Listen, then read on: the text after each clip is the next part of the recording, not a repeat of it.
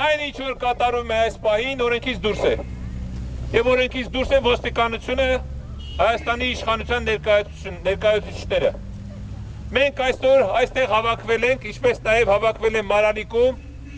հավաքվել են Երևան քաղաքում դատախազության դիմաց եւ Հրազդանում,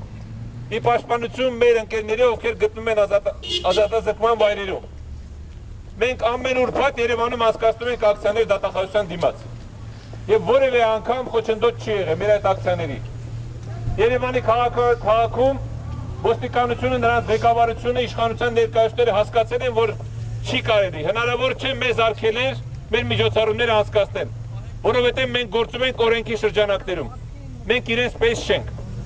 Մեզ համար անհասկանալի է այն ինչ որ կատարվում է այստեղ։